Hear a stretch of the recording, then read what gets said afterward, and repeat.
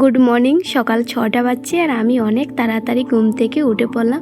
ওঠার পর বাইরের দিকে একটু হাঁটাহাঁটি করে চলে আসলাম ঘরের কাজগুলো সেরে নেওয়ার জন্য।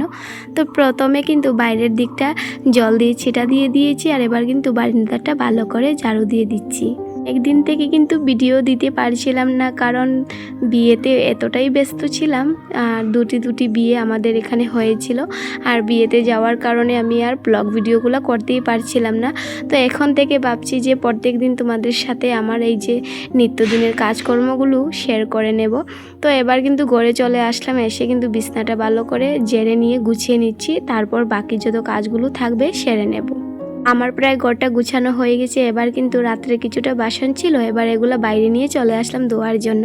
আর বাইরের ওয়েদারটা দেখতে পারছো কত মিষ্টি মিষ্টি লাগছে। আর সকালের এই আবহাওয়াগুলো আমার বেশ ভালো লাগে। সকালে উঠে সব কাজগুলো সেরে নিলে আমি মনে করি যে আমার সকালের সব কাজই শেষ হয়ে গেছে। ওর বাজার থেকে এনেছিলেন অনেকটাই মুড়ি, আর এগুলো এবার বড় একটি ডিবার মধ্যে ঢেলে সাইড করে রেখে দেব। তারপরে চলে যাব বাইরের কাজগুলো সেরে নেওয়ার জন্য।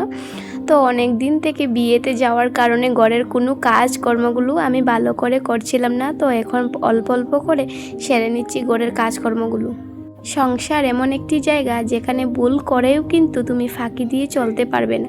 সেখানে তোমার সারাটা জীবন কিন্তু মানিয়ে নিয়ে চলতে হবে। তোমার শরীরে যদি কখনো ভালোও লাগে না, তাও কিন্তু তোমার কষ্টটা বোঝার জন্য তুমি কাউকেই পাবে না। শ্বশুরবাড়ি এমন একটি জায়গা যেখানে তুমি সবার জন্য করবে, কিন্তু তোমার বেলায় কাউকে পাবে। এবার আমি দুপুরে রান্না করার জন্য সবজিগুলোকে কেটে নিচ্ছি। আর আজকে দুপুরে বানাবো শসা দিয়ে মাছ দিয়ে ঝোল, আর একটি সবজি করব, আর ভাতটাও বানিয়ে নেব। তো এখানে সবজিটা বানিয়ে নিচ্ছি, ভাতটাও বানিয়ে নিচ্ছি, আর এবার দুপুরের জন্য সবজিটা বসিয়ে নিচ্ছি। দুপুরের খাওয়া দাওয়া শেষ করার পর সন্ধ্যাবেলা বর বাজারে গিয়েছিলেন, আর আসার সময় অনেকটাই বাজার করে নিয়ে আসলেন। আর এতটা পরিমাণ বৃষ্টি আসলো কি বলবো, আমার জন্য খাবারও নিয়ে আসলেন। তো চলো আজকের জন্য এই পর্যন্ত।